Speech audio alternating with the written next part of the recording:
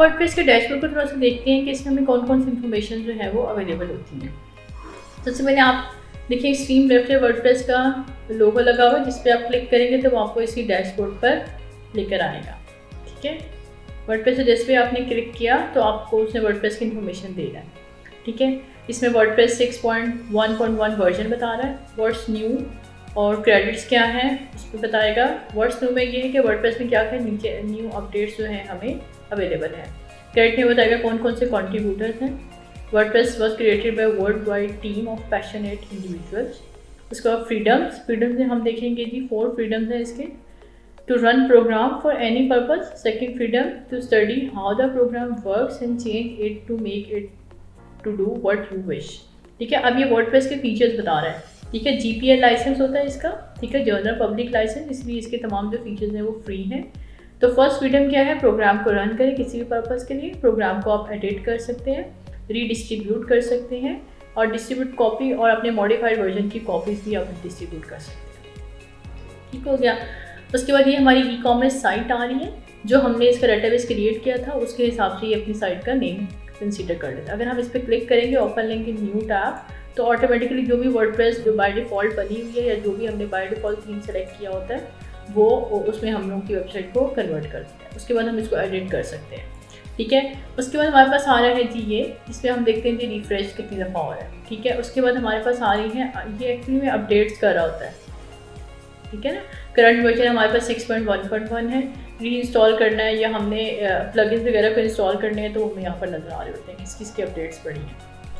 ये हमारे पास क्या है जी, कमेंट्स हैं कि वर्डप्रेस के या कोई भी आपके यूज़र्स हैं उनके कितने कमेंट्स आए हुए हैं। ठीक है, और प्लस न्यू में आपकी मर्ज़ी, आपने कोई नई पोस्ट क्रिएट करनी है, कोई मीडिया फाइल ऐड करनी है, कोई पेज ऐड करना है या कोई न्यू यूज़र ऐड करना है तो आप इस न्यू के थ्रू कर, इससे शॉर्टकट, ये सब चीज़ें आपको यहाँ भी मिलेंगी लेकिन ये शॉर्टकट है। ठीक है जी, उसके बाद हमारे पास आ गया जी डैशबोर्ड। अब हम डैशबोर्ड पे आते हैं। डैशबोर्ड पे सबसे पहले आपको लिखा हुआ नज़र आ रहा है डैशबोर्ड, और हमें वेलकम मैसेज मिला हुआ, वेलकम टू वर्डप्रेस। उसके बाद हमने कुछ लर्न करना है वर्डप्रेस के बारे में तो आप इस लिंक पे क्लिक करें तो आप वर्डप्रेस की इन्फॉर्मेशन आपको मिलेगी। यहाँ हमारे पास स्क्रीन ऑप्शन है। स्क्रीन ऑप्शन में हम लोग को ये पता चल रहा था कि हमारी स्क्रीन में कौन कौन सी चीज़ें नज़र आ रही हैं। जैसे हमने कहा है साइट हेल्थ स्टेटस भी हमें नज़र आ रहा है, तो उसका भी हम लोग को जो कार्ड है वो दिख रहा है। उसके बाद एट ए ग्लांस को भी हमने टिक किया हुआ तो एट ए ग्लांस का कार्ड भी दिख रहा है। एक्टिविटी का कार्ड भी हम लोग को नज़र आ रहा है। इसके अलावा क्विक ड्राफ्ट का कार्ड है वो भी हम लोग को नज़र आ रहा है, और हम लोग को वर्डप्रेस इवेंट एंड न्यूज़ भी दिख रही हैं और वेलकम मैसेज भी दिख रहा है। अगर हम इनमें से किसी एक को डीसेलेक्ट कर देंगे, एक रिमूव कर देंगे, जैसे हमने वेलकम मैसेज को डीसेलेक्ट कर दिया तो हमारा वेलकम मैसेज जो है वो रिमूव हो गया। अगर टिक करेंगे तो फिर से नज़र आएगा। ये आपके ऊपर डिपेंड करता है कि आप कौन कौन सी इन्फॉर्मेशन जो है अपने डैशबोर्ड पे चाहते हैं।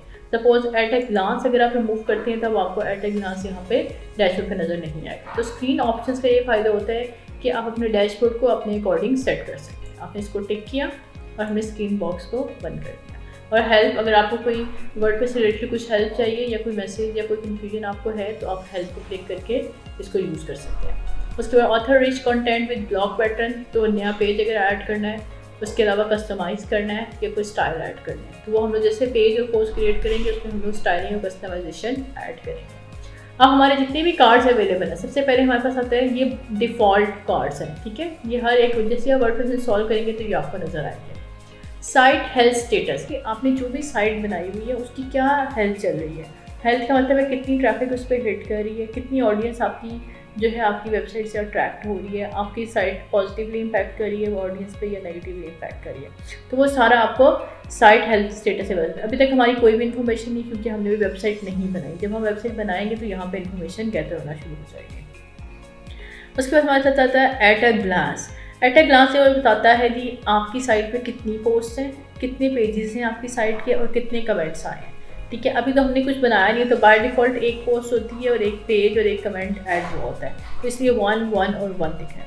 जैसे हम लोग डिफरेंट पोस्ट बनाएंगे या डिफरेंट पेजेस अपनी वेबसाइट पे क्रिएट करेंगे और हमारी ऑडियंस की तरफ से उस पर कमेंट्स वगैरह आएंगे, फीडबैक आएगा, तो हमारा एट ए ग्लैंस का जो पोर्शन है वो अपडेट होना शुरू हो जाएगा। अब यहाँ लिखा हुआ है वर्डप्रेस 6.1.1 रनिंग 2023 थीम। इसका क्या मतलब है, आप इस पर क्लिक करें 2023 थीम पर, ये आपको थीम्स में ले आएगा। ये वो थीम्स हैं जो हम अपनी वेबसाइट को बनाने के लिए यूज़ करेंगे। अभी हमारा जो थीम एक्टिव है उसका नाम है 2023। तो जो भी हम थे जैसे 2021 को अगर आप एक्टिव करेंगे तो वहाँ पर आपको 2021 दिख जाएगा। ये कोई स्पेसिफिक थीम नहीं है, मतलब जिन डेवलपर्स ने, जिस कम्युनिटी ने ये थीम बनाए हैं उन्होंने अपने हिसाब से इनके नाम रखे हैं। कुछ भी नेम्स हो सकते हैं, अपनी मर्जी से आप थीम सेलेक्ट कर सकते हैं। तो जो भी थीम एक्टिव होगा वो आपको डैशबोर्ड पे एट ए ग्लांस में नज़र आएगा।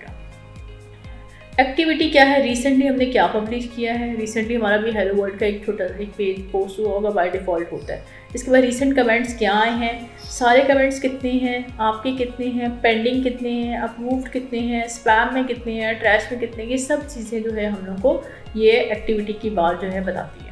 इसके बाद वर्डप्रेस में क्या इवेंट्स हैं, कौन सी न्यूज़ आ रही हैं, या आपके नियर बाई सिटी में क्या इवेंट आप लोगों के होने वाले वर्डप्रेस के अगर आप अटेंड करना चाह रहे हैं, आपने यहाँ पे अपनी सिटी या लोकेशन सेलेक्ट करके सबमिट करना है।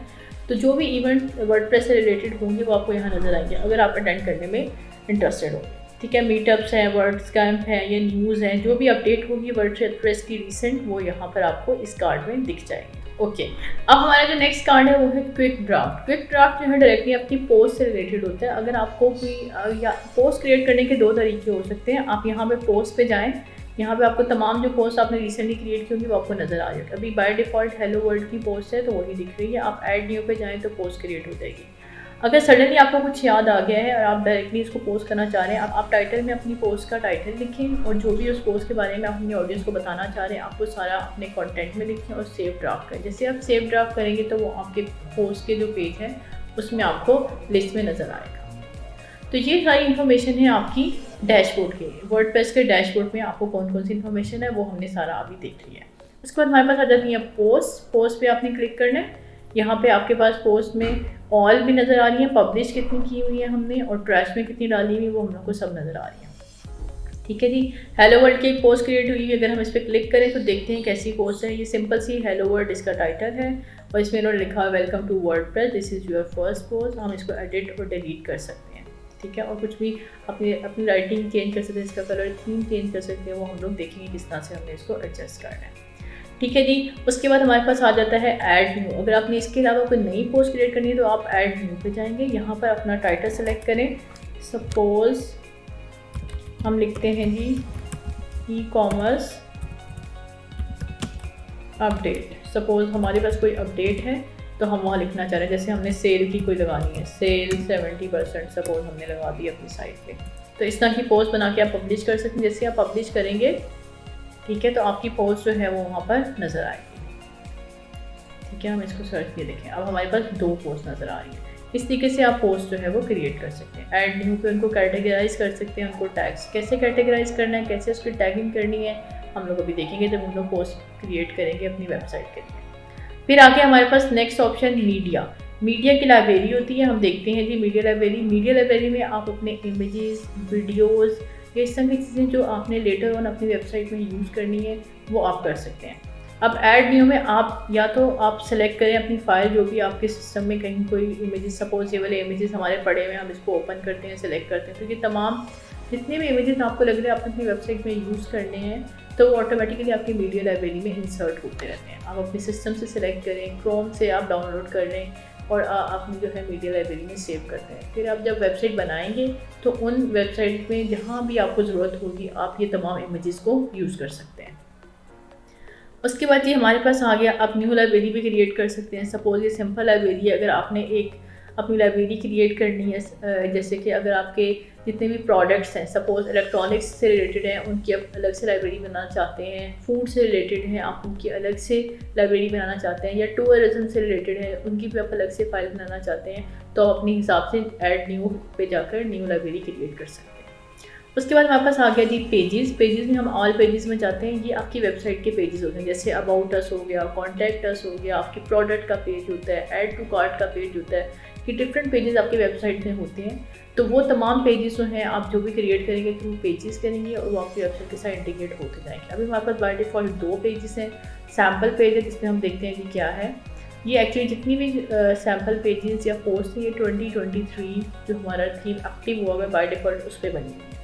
जब हम अपनी वेबसाइट बनाएंगे हम अपना थीम सेलेक्ट करेंगे तो अपने हिसाब से अपने पेजेस को एडजस्ट करें। इसमें भी ऑल पेजेस आपको दिख रहे होते हैं, पब्लिश कितने हुए हैं और ड्राफ्ट में कितने पड़े हैं, वो तमाम आप कर सकते हैं। बल्क एक्शन में आप सेलेक्ट कर सकते हैं। सपोज आपने किसी पेज को एडिट करना है या अपनी इस फाइल को एडिट करना है मूव टू ट्रैश किसी एक को सिलेक्ट करके आपने अगर मूव टू ट्रैश करना है तो वो मूव टू ट्रैश का मतलब है कि वो ट्रैश हो जाएगी, यानी कि डिलीट हो जाएगी। ठीक हो गया।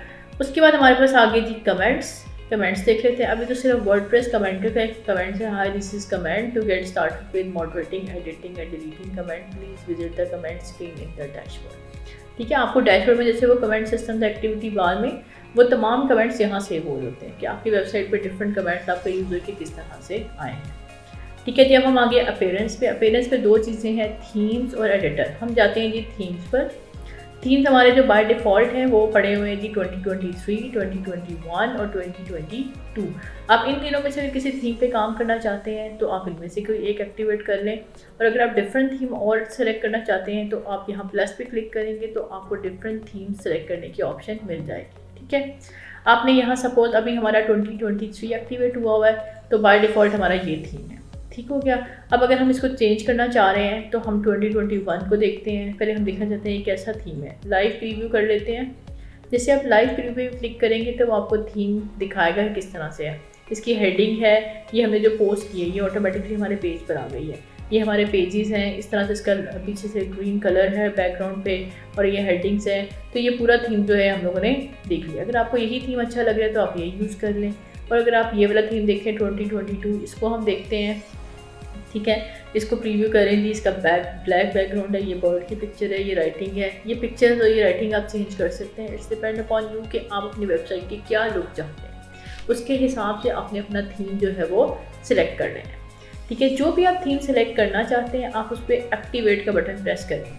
जो थीम एक्टिव हो जाएगा वो एक तो फर्स्ट पर नज़र आएगा, दूसरा आपकी तमाम पेजेस और पोस्ट जो है उस थीम के अकॉर्डिंग ऑटोमेटिकली एडजस्ट हो जाएगी। ठीक हो गया। उसके बाद आता है कस्टमाइज़ पे जब हम जाएंगे तो वो आपने जो भी थीम सेलेक्ट किया होगा उसकी कस्टमाइजेशन का ऑप्शन देगा। साइट आइडेंटिटी में अपनी साइट का टाइटल चेंज कर सकते हैं, टैगलाइन ऐड कर सकते हैं, यहाँ कोई सा आइकन सेलेक्ट कर सकते हैं। इस तरह बहुत सारी कस्टमाइजेशन है जो आप थीम्स के थ्रू कर सकते हैं। ये किस तरह से कस्टमाइज होगा, हम थीम सेलेक्ट करके जब अपनी वेबसाइट बनाना शुरू करेंगे तो तब हम देखेंगे। अब हम देखते हैं विजेट्स। जैसे हमने डैशबोर्ड में बहुत सारे कार्ड्स देखे थे, activity bar, at a glance, इसके अलावा हमने देखा जी क्विक ड्राफ्ट या वर्डप्रेस की न्यूज़। तो आप अपने हिसाब से भी अपने कोई विजेट्स जो है वो क्रिएट कर सकते हैं जो आप चाह रहे हैं कि आपको डैशबोर्ड पे सामने नज़र आए। ठीक हो गया। उसके बाद हमारे पास मेन्यूज़ हैं। मेन्यूज़ जो होते हैं बाय डिफ़ॉल्ट क्या होते हैं, वो जैसे आपके मेन्यू हेडर होता है, फुटर होता है। हेडर में आपको दिख रहा होता है अबाउट अस, कॉन्टैक्ट अस या साइन इन, साइन अप। इसके अलावा प्रोडक्ट का पेज होता है, होम पेज होता है, डैशबोर्ड, डिफरेंट पेजेस होते हैं तो उनके मेन्यूज़ लगे होते हैं। तो आपने प्राइमरी और सेकेंडरी मेन्यू सेलेक्ट करने होते हैं जिसमें आप जिसको क्लिक करेंगे तो आपको डिफरेंट पेजेस पर शिफ्ट करेगा। ये भी हम देखेंगे कि हम मेन्यूज़ को किस तरह से मैनेज कर सकते हैं। फिर आगे हमारे पास बैकग्राउंड में हम ये देखते हैं कि आपने बैकग्राउंड में इमेज लगाना है या किसी एक सेक्शन में इमेज लगाना है। तो ये आपके ऊपर डिपेंड करता है कि सपोज़ आप इस पोर्शन पे इमेज लगाना चाह रहे हैं, वो कैसे ऐड करेंगे। आप इससे अपना बैकग्राउंड का कलर चेंज करना चाह रहे हैं या कलर के बजाय कोई बैकग्राउंड इमेज लगाना चाह रहे हैं तो आप बैकग्राउंड के ऑप्शन के थ्रू चेंज कर सकते हैं।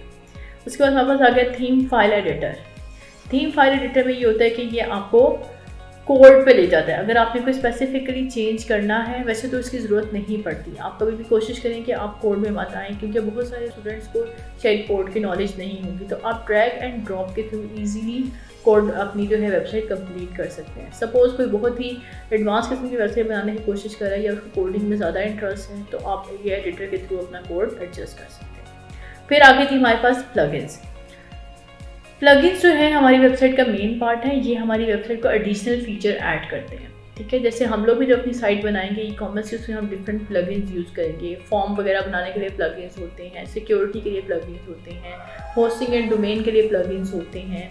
इसके अलावा ये जो हम ऐड टू कार्ट करते हैं, प्राइसिंग अपने प्रोडक्ट की सेट करते हैं, इन सब के लिए भी हमारे पास कुछ ना कोई प्लगइन अवेलेबल होते हैं। डिफरेंट प्लगइन हम लोग यूज़ करेंगे। एसईओ अगर हमने अपनी वेबसाइट की करनी है कि ज़्यादा जो हमारी ऑडियंस है वो अट्रैक्ट हो तो उसके लिए भी हमारे क्या यूज़ होते हैं, प्लगइन्स यूज़ होते हैं। ठीक है, plugin is the main thing जो हमारी वेबसाइट को एडिशनल फीचर ऐड कराएगा। ठीक है, फंक्शन रिक्वायरमेंट हमारी प्लगइन के थ्रू फुलफिल हो जाती है।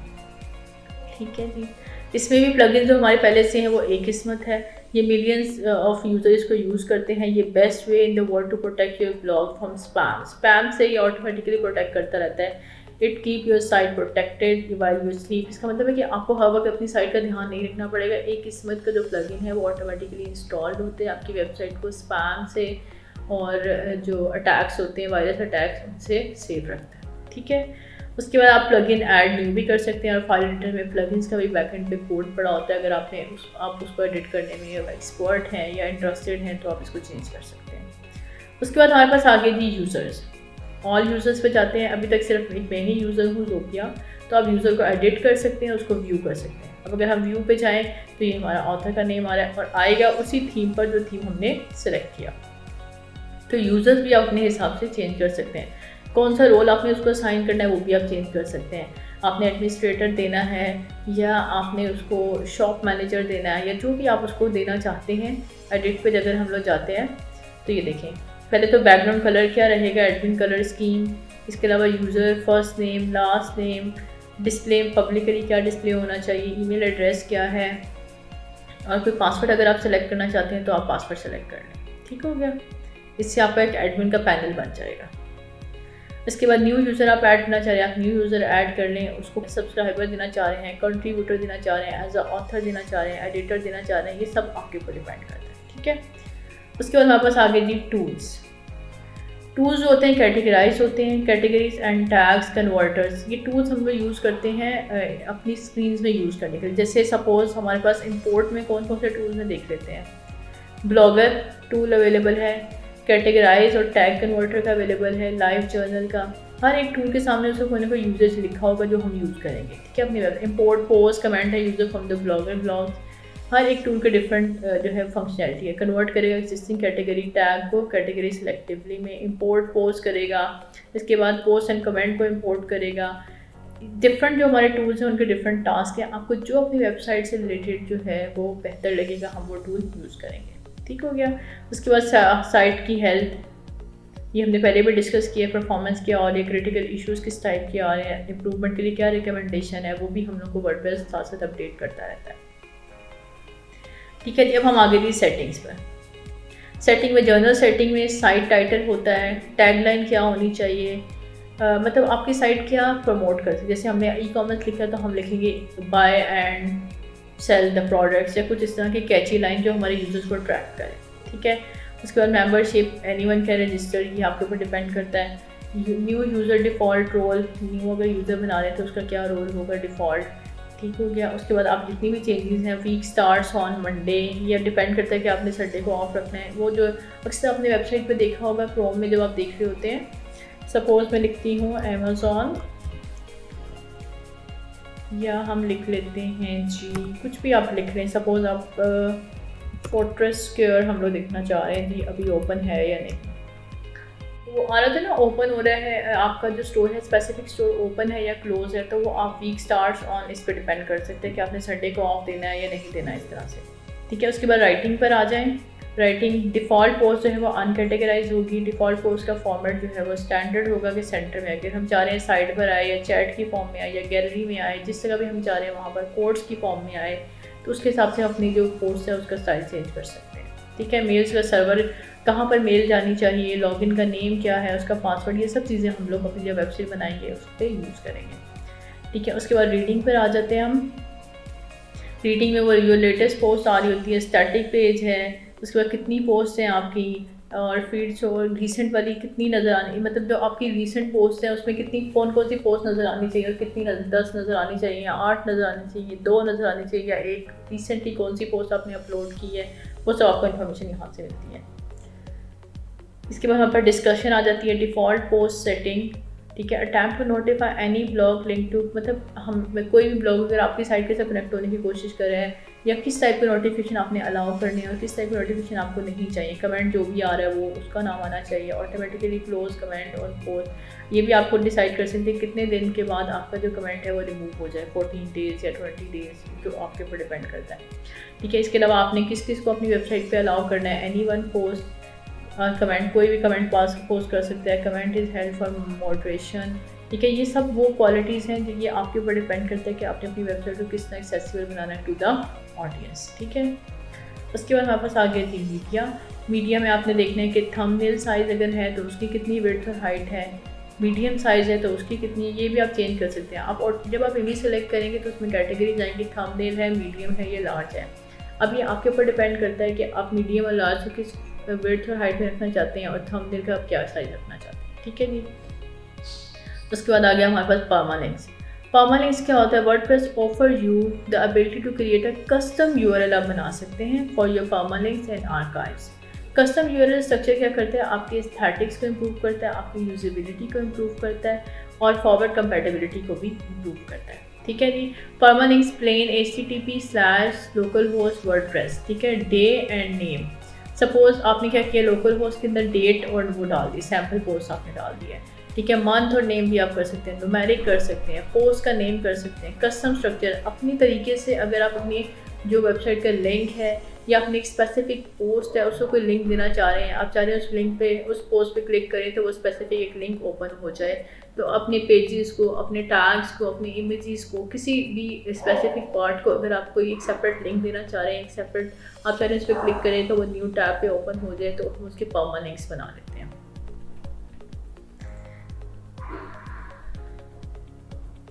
प्राइवेसी सेटिंग इनकी बाय डिफ़ॉल्ट होती है, अगर आपने कोई न्यू प्राइवेसी सेटिंग रखनी है तो वो भी आप क्रिएट कर सकते हैं। ठीक है। कोलैप्स मेन्यू में ये इस तरह से आपकी साइड बार जो है वो कोलैप्स हो जाएगी, और अगर आप वापस करना चाह रहे हैं तो आप इस तरह से आपको नज़र आ रहा होगा। ये सारी इन्फॉर्मेशन हमने देख ली थी वर्डप्रेस के डैशबोर्ड की और साइट पेन की, कि इनमें कौन कौन से फीचर्स जो हैं वो हमारे लिए अवेलेबल हैं।